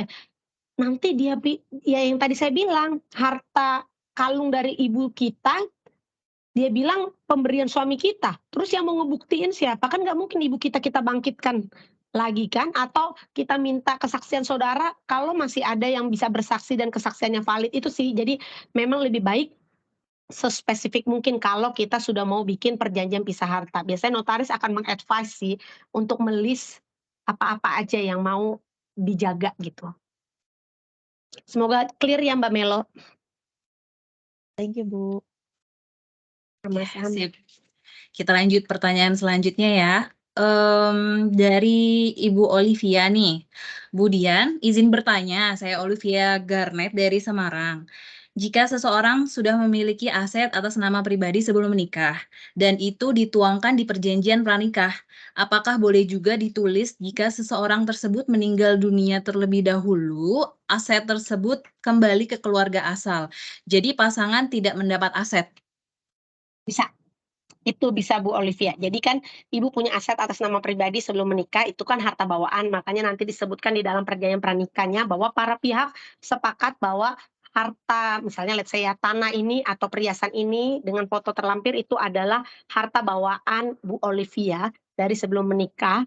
Terus harta, biasanya ada template-nya gitu ya, notaris bahwa harta bawaan tersebut merupakan dalam pengelolaan Bu Olivia sendiri, berada dalam penguasaan Bu Olivia bebas mengelola, mengalihkan tanpa membutuhkan kuasa atau persetujuan dari pihak kedua, yaitu suami misalnya gitu ya. Dan lalu bisa juga dijelaskan bahwa meninggal dunia, nah balik lagi nih, meninggal dunia aset tersebut kembali ke keluarga asal boleh, tapi kalau ibu punya anak pada saat ibu meninggal, nggak bisa semua kembali ke keluarga asal. Si suami nggak dapat, tapi si anak harus dapat. Karena yang tadi balik lagi, sebuah perjanjian pernikahan tidak boleh membatasi haknya atas keturunan. Nah masalahnya, soalnya anak itu masih dianggap keluarga gitu, yang bukan keluarga tuh suami gitu atau pasangan gitu ya. Jadi harta warisan itu masih berhak si anak dapatkan gitu. Tapi paling tidak bisa diatur bahwa si suami tidak mendapatkan apapun gitu tidak punya hak atas apapun atas si aset atas nama pribadi sebelum menikah tersebut. Clear kah Bu Olivia? Iya, Bu Olivia ada tanggapan kah? Oke, terima kasih banyak Bu untuk Iya, jawabannya. ini Sangat Oke, berarti kita bisa lanjut ke pertanyaan selanjutnya. Ini ada dari Ibu Mutia. Bu Dian, saya Mutia dari accounting. Jika salah satu pasangan mengambil pinjol atau pinjaman online dalam masa pernikahan tanpa sepengetahuan salah satu pihak, apakah utang akan menjadi hutang bersama, Bu? Di sini berarti case-nya nggak ada perjanjian pranikah nih ya. unfortunately benar Bu Mutia, itu jadi hutang bersama yang harus ditanggung dan dibayarkan bersama. Gitu Bu Mutia. Makanya ya kita kan mengenal karakter pasangan kita ya. Gitu. Jadi makanya makin ke sini orang makin merasa butuh perjanjian pranikah sebenarnya untuk menghindari hal-hal tersebut gitu supaya jangan sampai tindakan sewenang-wenang atau tindakan yang kurang bijaksana dari salah satu pasangan berdampak pada rumah tangga secara besar, terutama kelanjutan perekonomian untuk menghidupi anak-anak gitu. Jadi memang kalau tidak ada perjanjian itu, hutang apapun yang dilakukan oleh salah satu pasangan akan menjadi tanggungan dan wajib dibayarkan oleh pasangan lainnya. Clear ya Bu Mutia? Iya, Bu Mutia gimana? Ada tanggapan dari jawaban Bu Dian? Oke, udah jebolin tangan. Itu berarti salah satu positif case-nya ya Bu, dari adanya prenuptial agreement kita bisa ngelindungin harta pisah ya Bu. Oke, lanjut nih ke Pak Dedi Lomago. Hai Pak Dedi, dari Banjarmasin. Ada 2 pertanyaan nih Bu. 1, apakah perjanjian pranikah ini berlaku untuk pasangan yang menikah siri? Pertama. Kedua, secara strata hukum, perjanjian pranikah ini apakah di atas perundang-undangan tentang hak waris yang berlaku? Silakan Bu Dian. Pak Dedi nggak ada rencana kan ya menikah siri ya. Ya tapi kalau misalnya untuk pasangan yang menikah siri, enggak Pak, karena ini kan hanya untuk pasangan yang menikah secara resmi, karena balik lagi seperti tadi saya sampaikan, dinotarialkan, nanti ditempel dicatatnya bersama dengan buku akta nikah, makanya harus ke KUA dan Dukcapil, tempat di mana dulu pernikahan didaftarkan Pak. Jadi, perjanjian pranikahnya nggak berlaku untuk pasangan yang menikah siri. Nanti untuk pasangan yang menikah siri itu banyakan ruginya itu loh. Itu ada kalau misal apalagi yang muslim bisa tunduk pada kompilasi hukum Islam gitu. Kadang-kala ada banyak hal-hal yang jauh lebih merugikan si wanita yang dinikahi siri gitu ya. Bukan kadang-kadang lagi banyak sih hal gitu, apalagi kalau, keduanya adalah muslim gitu ya. Banyak tidak ada kewajiban pengakuan dan lain sebagainya, tidak berhak dapat harta waris dan lain sebagainya. Lalu kedua, secara strata hukum perjanjian pranikah ini apakah di atas perundangan tentang hak waris yang berlaku? Eee pada intinya tidak. Jadi memang tidak boleh bertentangan dengan hak waris, tapi boleh disimpangi sepanjang yang diperbolehkan oleh hukum. Contohnya yang tadi, kepada keturunan tidak boleh. Kepada keturunan tetap harus mendapatkan, eee, hak waris yang berlaku. Tapi ini kan sebenarnya perjanjian pranikah ini kan mengatur bahwa ini asetnya aset milik siapa, milik bersama atau milik, salah satu pasangan. Seperti tadi saya pakai bahasa yang lebih umum, kalau misalnya, Bapak punya perjanjian pernikahan sama saya, lalu kita pisah harta, maka harta-harta Bapak itu boleh saya tidak dapat hak waris, tapi anak-anak kita harus tetap diberikan hak warisnya karena Bapak dianggap, lajang lajang gitu, harta harta harta Bapak ya harta Bapak aja gitu, harta pribadi gitu. Jadi Bapak bisa mengatur bahwa kalau misalnya, Bapak meninggal atau seperti apa, eee, warisannya itu nggak ke saya, tapi ke, anak-anak dan saudara Bapak itu bisa. Tapi yang penting yang tidak boleh adalah mengurangi atau menghapuskan, hak atas waris si keturunan gitu. Gitu, Pak. Clear ya, Pak Oke. Dedi? Gimana Pak Dedi? Ada tanggapan dari jawaban Bu Dian? Ya, clear sih Bu Dian. Artinya kan kalau tidak tercantum ataupun di perjanjian tersebut ternyata tidak mencantumkan keturunan mendapat hak, maka tetap yang berlaku hukum negara ya atau hukum Ya, hukum agama waris. mungkin ya yang mengatur itu ya. Masalah Ya. besarannya ya berarti mengikuti hukum yang tersebut ya. Ya, betul Pak. Jadi misalnya Bapak tidak mengatur mengenai wasiat ya, atau mengatur waris, itu akan tetap berjalan si hukum. Heeh. Akan berjalan hukumnya melihat pembagian warisnya adalah seakan-akan Bapak itu masih single gitu, lajang. Nah, maka yang dapat adalah bukan ke pasangan, tapi langsung ke anak gitu.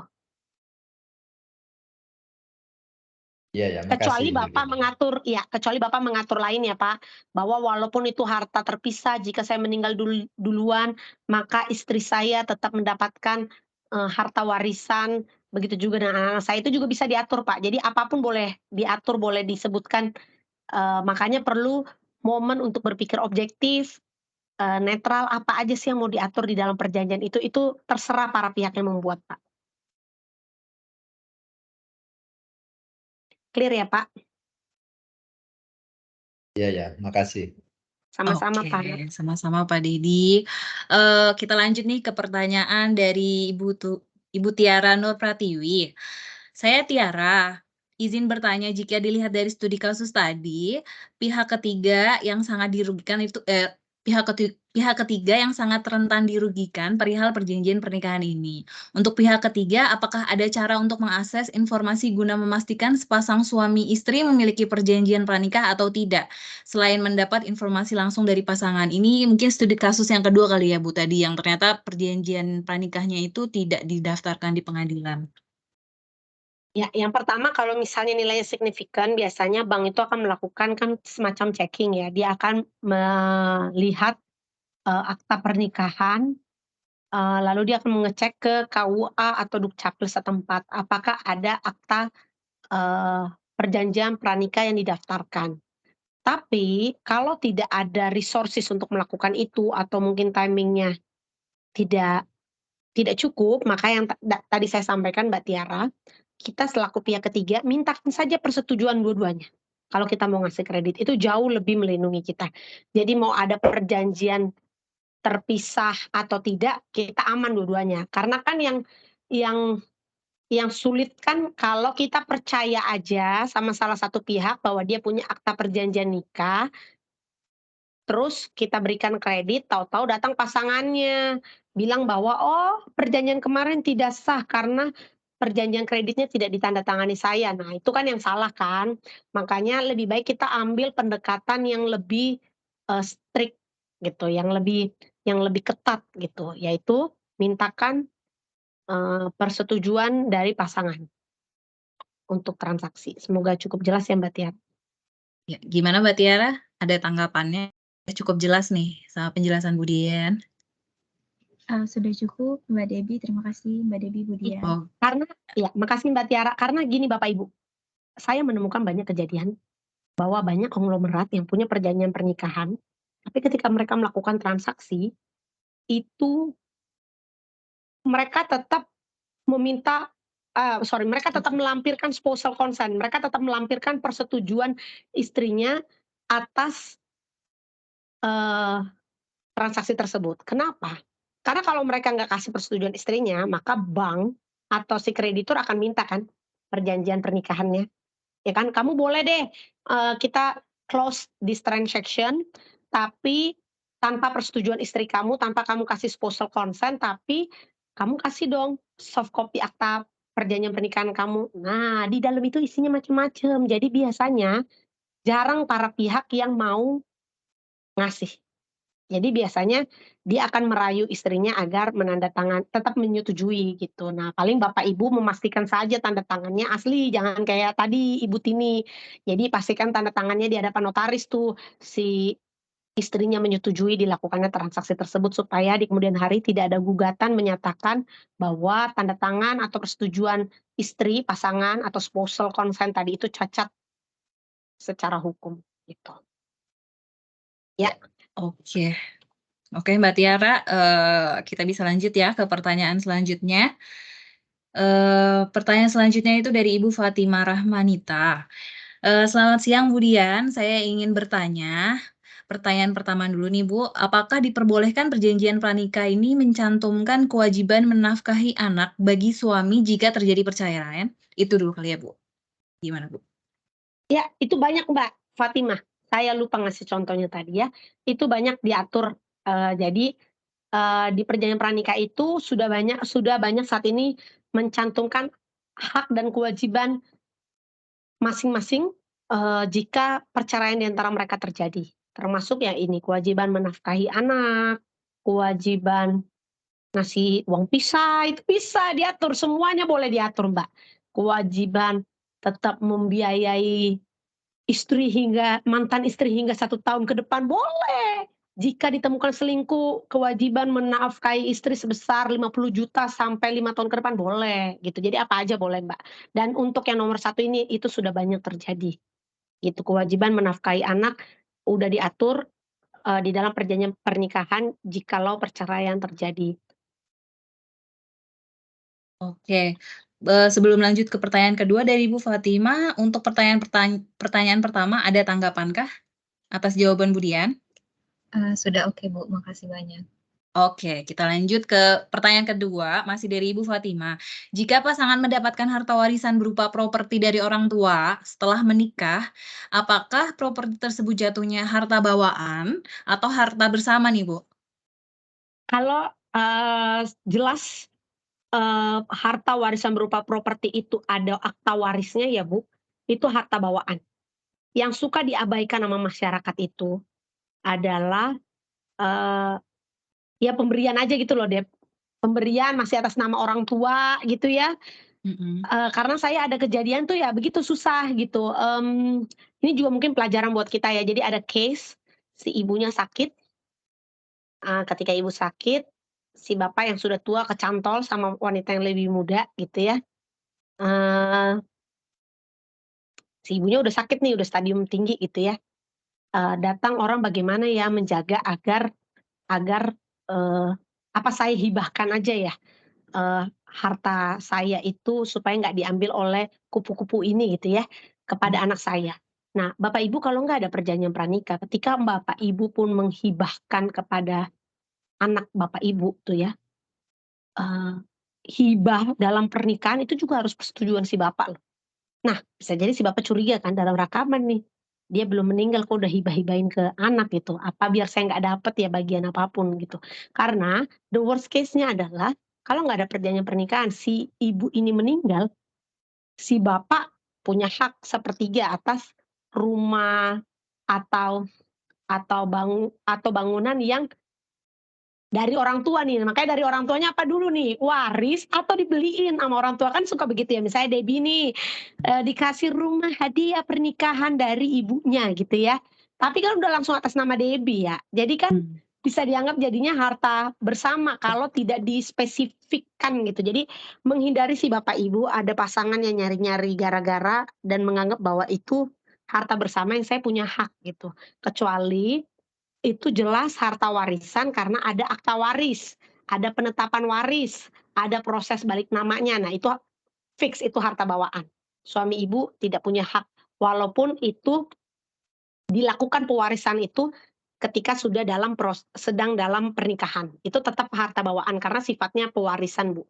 Jadi waris ini saya harus, lihat dulu nih circumstances-nya, Bu, gitu. Jadi saya baru bisa clarify ini bisa masuk ke harta ini benar-benar absolut harta bawaan atau bisa dianggap harta bersama, gitu ya, Bu. Semoga bisa clear ya, nanti mungkin bisa lanjut, ngomong di luar setelah webinar ini yang lebih detail, gitu. Iya, Baik, betul. makasih Bu Dian. Sama-sama, Ibu. Oke, kita lanjut nih ke pertanyaan selanjutnya. Ada pertanyaan dari Bapak Ferdiano Pradipta. Terima kasih Bu Dian. Perjanjian prenuptial agreement ini apakah ada implikasi ke perhitungan pajak penghasilan? Jika misalnya suami memberi uang saku ke istri, apakah dianggap penghasilan istri dan kena pajak? Waduh, ini ke pajak Bu, gimana Bu? Sebenarnya saya ngomong dulu, piece cake yang lebih gede, kalau ada perjanjian prenuptial ini kan perjanjian pisah harta, Pak. Jadi memang sebenarnya ada implikasinya ke perhitungan pajak penghasilan, karena kalau Bapak ingat kalau Bapak ngisi form kan suka ada perjanjian tuh harta terpisah atau bagaimana. Jadi, memang ada implikasinya ke pajak penghasilan kalau ada si perjanjian prenupsial ini. Nah, kalau terkait dengan pertanyaan Bapak, suami memberi uang saku ke istri, apakah dianggap penghasilan istri dan kena pajak? Nah, itu biasanya, eee, kalau kena pajak sih saya belum pernah lihat ya, Pak, ya, tapi apakah itu dianggap penghasilan istri atau tidak, itu tergantung bunyi di perjanjian Bapak, karena banyak juga perjanjian yang mengatur bahwa kebutuhan istri akan menjadi tanggung jawab, kan balik lagi tadi kan saya atur bahwa prenuptial agreement juga mengatur tanggung jawab ya. Jadi walaupun ada perpisahan harta, banyak klausul yang menyatakan misalnya, segala kebutuhan rumah tangga adalah menjadi tanggung jawab pihak satu, yaitu si suami. Semua kebutuhan istri yang terkait ongkos transportasi, makeup dan segala macam sejumlah 20 juta akan menjadi tanggung jawab suami. Segala harta yang didapatkan oleh istri akan menjadi hak dan penguasaan istri sepenuhnya, itu bisa, Pak. Jadi bisa diatur, bisa. Jadi, mmm, diatur juga bisa dalam klausul gini, kalau si suami melakukan pengeluaran, udah ada terjadi pisah harta, melakukan pengeluaran demi kepentingan si istri yang sebenarnya itu harusnya tanggung jawab si istri, maka itu akan dianggap pemberian sukarela. Itu banyak tuh, Pak, diatur seperti itu. Jadi kalau si suami nalangin, ngasih, ya itu disebutnya hadiah sukarela. Itu bisa, diatur semuanya tuh di dalam perjanjian, pernikahan. Jadi makanya, Pak, harus hati-hati mengaturnya gitu. Mana tahu nanti bahasanya kan ngebingungin, ngejelimet, jadi suami lagi cinta banget, iya-iya aja gitu kan. Tapi ternyata di kemudian hari bisa jadi ada hal-hal yang tidak bisa dilaksanakan atau merasa tertipu, tapi kan yang sudah terjadi ya terjadi ya. Makanya ada lebih baiknya berkonsultasi sama orang yang punya ekspertis yang cukup clear dan objektif untuk membantu Bapak Ibu mendapatkan manfaat-manfaat baik dari perjanjian, pranikah atau perjanjian pernikahan ini. Gitu Bapak Ibu. Oke, Clear? gimana nih Pak Ferdiano, tanggapan dari jawaban Budian? Oke katanya. Oke ya, oke. Oke, sip kalau gitu, kalau saya scroll nih kayaknya nggak ada lagi nih pertanyaan atau mungkin ada nih yang mau ngacungin bertanya langsung ke Budian sebelum nanti kita closing atau okelah kalau gitu, sepertinya udah cukup, nggak ada lagi pertanyaan. Terima kasih atas, attention-nya luar biasa nih dari para Ada peserta yang bertanya, pertanyaannya. Oh, Kak Ferly. sorry, ada yang tunjuk tangan. Mbak Sherly, oke. Mbak Sherly, silakan Mbak Sherly bisa unmute Iya, voice-nya. sore Oke. Budian, Sore sore Ibu. Mbak Debbie. Ya mohon maaf nih saya nggak bisa Sore. buka kamera karena, entah mengapa soundnya setting-annya berubah begitu ya. Jadi saya mau bertanya sedikit, mungkin menyimpang dari topik boleh ya, tapi masih menyangkut dengan hukum. Kalau misalnya nih ada harta warisan dari orang tua, punya orang tua misalnya ya, hak dari kakek gitu ya. Nah itu sepenuhnya langsung jatuh ke anak kan ya, Bu, ya? Nggak ada hubungannya dengan cucu kan ya, Bu? Balik lagi Bu, kita harus lihat pertama tadi yang saya sampaikan agamanya apa, lalu biasanya sudah ada pengaturannya Bu, persentasenya di dalam, peraturan misalnya kalau dia muslim, kita akan lihat di kompilasi hukum Islam. Ada layer-layer-nya Bu, dari mulai, Mhm. kakek misalnya meninggal gitu ya, berarti sebentar kakek mungkin orang tua meninggal, pasangannya masih ada nggak, si nenek masih ada nggak? Karena yang berhak Mhm. nenek dan anaknya Mhm. langsung. Nanti kalau anaknya ternyata udah meninggal gitu ya, Mhm. nanti lanjut lagi ke saudaranya si kakek gitu. Mhm. Tapi memang di derajat berapa, misalnya saudaranya udah meninggal semua, lanjut lagi Mhm. ke mana gitu. Jadi, spesifik Oh, Bu, di setiap ada di kompilasi hukum Islam ama di kalau dia non muslim dia di KUH Perdata. Nanti mungkin kita kalau misalnya dibutuhkan ya boleh Bu, nanti kita setelah selesai webinar ini saya juga harus lihat lagi sih, karena itu biasa iya. hitung-hitungannya yang hafal di luar kepala tuh notaris, karena kan Oh, mereka ngebagi persentase. iya iya. Terima kasih, Ya. Bu, buat penjelasannya. Iya, Bu Sherly. Jadi memang nggak otomatis ada rule-nya, Bu. Jadi Mhm. lanjut ke grade dulu mana meninggal atau tidak sah, harus bagaimana, Iya. anaknya anak angkat apa anak kandung, kayak gitu ya, Bu, ya. Mhm Nah, mhm mhm. iya, Baiklah kalau gitu. Makasih, Bu betul. Dian. Sama-sama Bu Sherly. Oke, Anissa Mbak ya? Sherly. Ada lagi nih satu lagi sebentar Bu yang angkat tangan, Mbak Anissa. Mbak Anissa silakan bisa unmute atau on cam. Iya, baik. Terima kasih Mbak silakan. Debbie. Sore Bu Iya. Dian. Mohon maaf saya, nggak bisa on cam ya.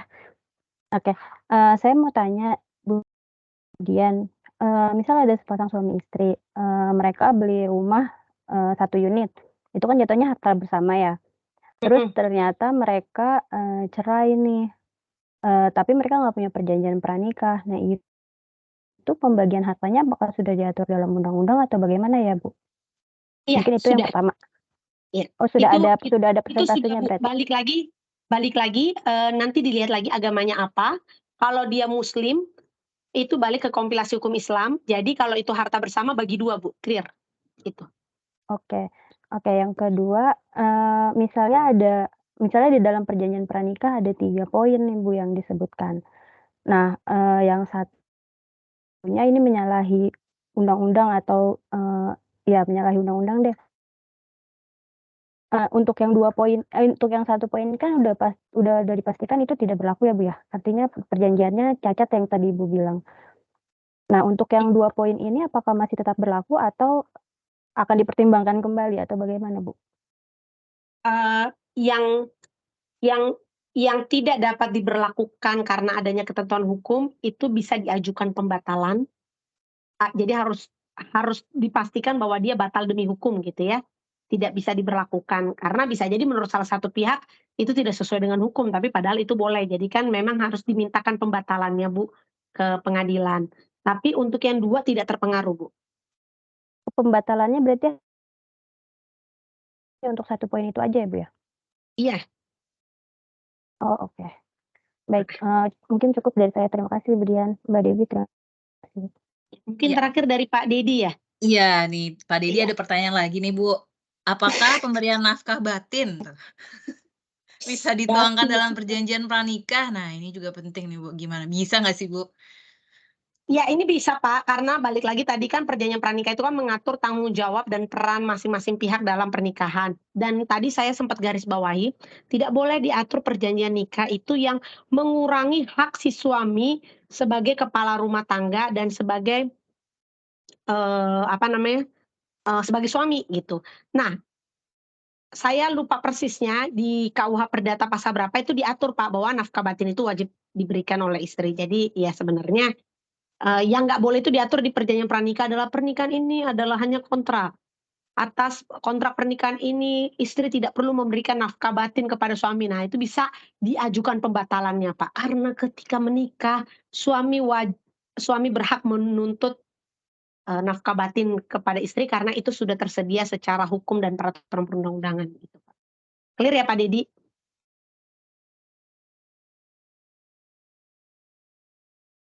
Oke, clear sih Ya, harusnya. clear Bu. Udah siap nih habis ini bikin perjanjian perkawinan kayaknya Pak Dedi. Oke, sip. Kayaknya pertanyaan dari Pak Dedi ini jadi pertanyaan terakhir untuk sesi webinar pada hari ini ya, Bu Dian dan Soho People. Mungkin kalau misalnya ada pertanyaan lebih lanjut terkait dengan, webinar pada siang hari ini, bisa email langsung ke Bu Dian atau ke saya. Nanti bisa kita pelajari bareng-bareng atau diskusikan bersama-sama gitu ya Bu Dian ya? Oke. Iya. Terima kasih Bu Dian sudah membagikan ilmunya dan memaparkan materinya. Eee Oke, rangkaian sesi diskusi pada hari ini sudah selesai terlaksana dengan baik. Kami ucapkan terima kasih kepada narasumber, kepada Ibu Dian yang sudah mau membagikan ilmunya, dan juga terima kasih nih kepada, Soho People yang sudah menyimak dan antusias. Pertanyaannya sudah, eee, dijawab semua oleh Bu Dian. Sebelum saya tutup, sesi ini dan menyerahkan kembali ke Mbak Ayu, boleh nih Bu Dian menyampaikan closing statement-nya untuk kita semua perihal dengan prenuptial agreement ini nih, Bu. Ya, Bapak Ibu, mohon maaf kalau ada kekurangan dalam waktu yang cukup sempit ini untuk menjelaskan konsep perjanjian pernikahan dalam waktu 1,5 jam, 2 jam ini. Semoga apa yang saya sampaikan bisa berguna dan bermanfaat bagi Bapak Ibu. Jikalau nanti diperlukan untuk urusan, personal atau pribadi yang terkait dengan perjanjian pernikahan, ya feel free untuk contact me. atau kontak Debbie, kita akan berusaha untuk bantu atau fasilitasi dengan kepada siapa Bapak Ibu bisa berdiskusi. Dan balik lagi, ini juga berguna untuk kita dalam kegiatan operasional kita di Parit Padang untuk lebih berhati-hati jika kita menerima jaminan atau penjaminan atas aset-aset dari pihak ketiga, dipastikan agar yang tadi saya sampaikan kita mintakan persetujuan dari pasangannya supaya kepentingan perusahaan boleh terproteksi dengan baik dan di kemudian hari kita bisa mengeksersis hak-hak kita. Semoga webinar hari ini bisa bermanfaat dan berguna buat Bapak Ibu, bisa mencerahkan dan rumah tangga, keluarga bahagia bagi Bapak Ibu bisa tercipta dan terjalin dengan baik. Thank you. Amin. Untuk calon pasangan juga ya ini ya, ilmunya bisa dimanfaatkan. Oke, akhirnya izinkan saya untuk menyerahkan kembali nih acara ini ke Mbak Ayu untuk menutup rangkaian seminar pada siang hari ini. Terima kasih Mbak Ayu, silakan diambil alih. Ya, terima kasih Bu Dian, Mbak Debbie atas sharingnya hari ini. Kita jadi lebih banyak tahu nih perihal perjanjian pranikah ini ya. Tadi udah dijabarin sama Bu Dian, dasar hukumnya apa, manfaatnya, tujuannya, dan hal apa saja yang bisa diatur di dalamnya. Terima kasih Bu Dian, Mbak Debbie, terima kasih. Saya juga Sama-sama, Mbak Ayu. ingin menyampaikan pada Bapak Ibu, saya sudah share link SGH Webinar Series untuk evaluasinya di kolom chat. Mohon Bapak Ibu dapat memberikan penilaian atas SGH Webinar Series hari ini dan improvement untuk webinar selanjutnya. Jadi kalau Bapak Ibu memiliki keinginan topik apa nih yang bisa dibawain di webinar, bisa dicatat atau dicantumkan di evaluasi tersebut.